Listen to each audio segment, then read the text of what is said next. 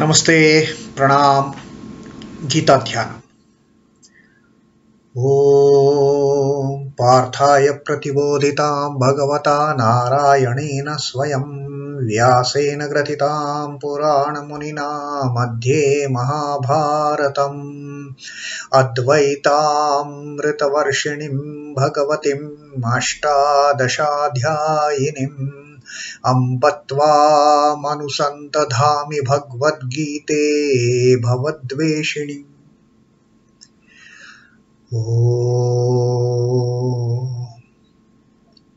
O Bhagavad Gita, with which Lord Narayana himself gave enlightenment to Arjuna, the ancient sage Vyasa included it in the Mahabharata. O Goddess, showerer of the nectar-like knowledge of non-dualism contained in your 18 chapters, O my affectionate mother, the destroyer of rebirth, I meditate upon thee. Krishna Vandana. Vasudevasutam devam Kansachanuramardanam Devaki Paramanandam Krishnam Vande Jagadgurum. Son of Vasudeva, the slayer of Kansa and Chanur, extreme delight for Mother Devaki, O Lord Krishna, the supreme teacher of the universe, my salutations to you. We continue with Srimad Bhagavad Gita, the 6th chapter, Dhyana Yoga. And the previous verses that we read, Arjuna had raised his doubts on the fickle nature of the mind, of the restlessness of the mind, and all those negative traits of the mind, boisterous, turbulent, adamant. And Arjuna had raised his doubt as to how this mind, oh Sri Krishna, in spite of you telling, focus this mind on the self, how is it possible? This mind is so very tricky. And Sri Krishna had told him, Asamshaya, yes, oh mighty aunt, undoubtedly mind is like that, what you have mentioned. But with the abhyasa and the vairagya, with the practice, with dedicated practice, with persistence and with non-attachment, the mind will get fixed on to the self. And Sri Krishna had told him that it is very much practical. So don't worry about it. The yogi who is on this path with these two things, abhyasa and vairagya, he will be, although it is extremely difficult, but the mind can be put on the self. One can have this realization, one can have this understanding of the yoga of equanimity. One will be able to see the Brahman in all. One will be able to perceive all in Brahman. In spite of that, now Arjuna, last time we had seen in the 37th shloka, he had raised another doubt. So he had said, Ayatihi shraddhayopeto yoga chalita manasaha aprapya yoga sansiddhim kam gatim Krishna gacchati. Arjuna had said, asked Sri Krishna another of his doubt, that, well, whatever you say, a person with all dedication, he is walking on this path in the very right manner, but still, with all the shraddha, with all the faith, he is trying to put his mind on the self. He is making the best of the efforts through the path you have shown, abhyasa and vairagya, and in the right manner. Sri Krishna had told him that it has to be done in the upayataha, in the right spirit, in the right, with the right means. It has to be done. And Arjuna says, fine, even if a yogi, a spiritual aspirant follows this process that you have told, with the right spirit, with practice, with non-attachment, he tries to put his mind on the self. He tries to understand the self, but still he's not able to control the mind. Now, for such a person, he is a very good person. His intention is absolutely pure, but still he is not able to. So Arjuna asks him, what will happen to such a person?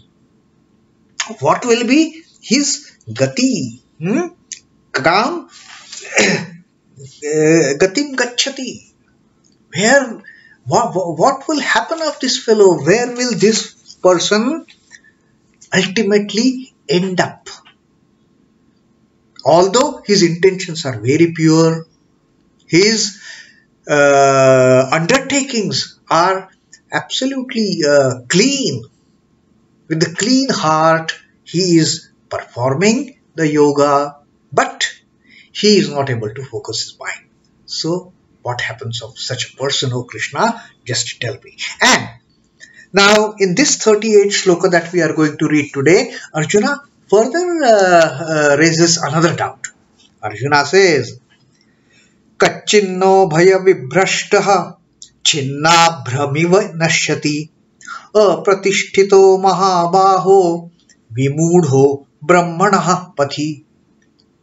This is another doubt that Arjuna has in mind, like in the 37th shloka, that fine person with all the good intentions, he is striving hard, but still he is not able to realize the self. Now what happens of such a person?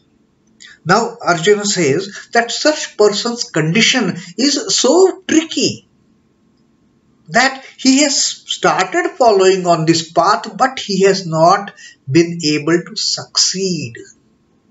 So what happens of him? Kachin na ubhaya vibhrashta. Kachit is it that, this is the question Arjuna is raising to Sri Krishna, is it that na ubhaya vibhrashta? Ubhaya is both. Vibhrashtaha, fallen from both. Now see this paradox in the life of this struggling yogi. He is walking on the path of yoga, but he has not reached. So, on the both fronts, he is a failure kind of. He has fallen from both attaining the result of the yoga and a successful following of this path of yoga. Chinna abhram iva nashyati. His condition is like a rent cloud. His condition is like a broken cloud. The cloud neither gives rain, it is just broken, it has got no value, nor it gives any good shade for that matter. The rent cloud is practically of no use. So Arjuna asks, is it that with such a condition, he is fallen from both the ends? Neither he is able to follow the path in the proper manner, nor he is able to reach the goal of having the self-knowledge, of having the self-realization, of having the illumination. He is trying his best, but mind is not getting fixed. So, neither here nor there. He is like a spent cloud, broken cloud. No water in it, no stuff in it. Apratishto mahabaho vimudho brahmanaha patihi. Pati. Oh Mahabaho. Now Arjuna is referring to Krishna as Mahabaho, mighty armed. Now you tell me, what happens of such a person? He is like a person who is neither here nor there. He is like a broken cloud. Now, apratishthito mahabaho, oh mighty armed, such a person who is supportless, apratishthita, who is supportless, who doesn't have support of this world, neither he has support in the next world of having that self-realization. Vimudho brahmanaha pathi. Vimudha is deluded. So such a person is totally deluded on the path of reaching Brahman. What happens of him? Now, a very valid question that Arjuna has asked. That with all the earnestness, the spiritual aspirant has started walking on this path, and he's neither here neither he is able to walk properly. He has all the intention, right? He's practicing, he is non-attached, but still he is not able to walk on this path properly. He is not able to meet the goal of walking this path.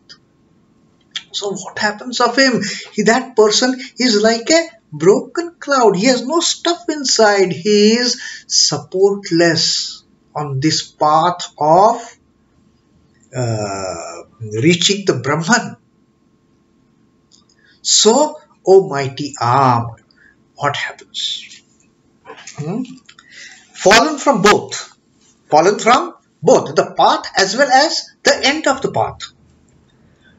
Does he not perish like a rent cloud, without any hold, without any support, O mighty armed, deluded in the path of Brahman? The biggest worry Arjuna has. And this, in fact, happens in everyone's life. We try. And then when we don't see, then we have this doubt. And we start asking the questions to ourselves. We start asking questions to our superiors. What is going to be my condition? And this is what exactly Arjuna has asked Sri Krishna in these two questions, in these two doubts that he has raised in the 37th and 38th shloka. That what is the fate of such people who want to follow, but they are not able to succeed in it. So on both the fronts, they are failure. They don't have any support now. They don't have a support here. They don't have a support hereafter.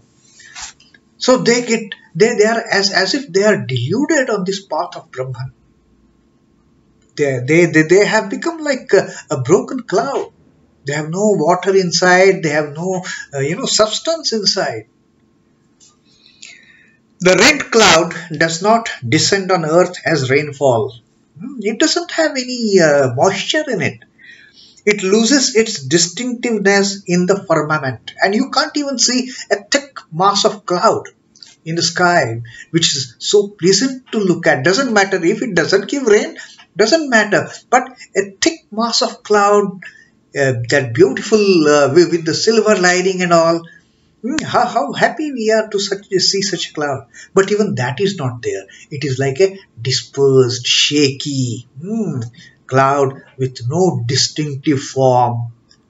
So it is for all practical purposes a useless cloud. Even such is the fate of the fallen yogi. That's what Arjuna now says. That the fallen yogi who is not able to have the self-realization is as good as this useless cloud. He has neither the here nor he has the hereafter. Having renounced the sense pleasures which are all of the earth, he happens to be one who has lost the here. Now, He is walking on the path of on this path with non-attachment. He has driven away all the desires for sense pleasures. So he is not enjoying anything. He is non-attached. But at the same time, having been non-attached, he is not able to realize the self even. So neither enjoyment nor the knowledge, nor the illumination, nor the enlightenment, then he is absolutely confused on this path, deluded on this path. Then he possibly starts feeling, oh, at least I should have put some time in enjoying all the sense objects. What is the use if I am here? Does it happen that way? Having renounced the sense pleasures which are all of the earth, he happens to be one who has lost the here, and in not having obtained the beatitude born of perfection in yoga, having got that knowledge of the self, he is bereft of hereafter also. So neither the earthly enjoyments nor the enlightenment, he is stuck in between, like the useless cloud. This is how he becomes fallen from both. And this is what Arjuna means to say, Ubhaya Vibhrashta, fallen from both. Neither the enjoyment part, I mean, it is a different matter that the moment he thinks of enjoyment, the pains and sufferings and sorrows also come with that. But now the thing is, he is neither doing this nor he has got this. So neither doing the actions of sense enjoyments nor getting into the results of walking on the path of Dhyana Yoga, of self-realization, of reaching that sight, I mean the feeling, the enlightenment of equanimity in all, the yoga of equanimity. This is what Sri Krishna has talked about, this Dhyana Yoga. Now, this is a major problem. This is how the yogi, the aspirant, this is how the aspirant loses both the ends, and then he becomes vimudha. He is deluded on this brahmanaha pathi, on this path of reaching the Brahman, on this path of knowing the Brahman. What is the ultimate? So these are the two doubts Arjuna has raised in this 37th and 38th shloka.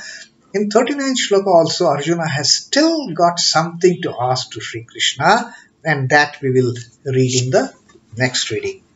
Till then, Om Namo Bhagavate Vasudevaya. Sri Krishna Arpanamastu. Jai Sri Ramakrishna. Jai Thakur. Jai Ma. Jai Swamiji.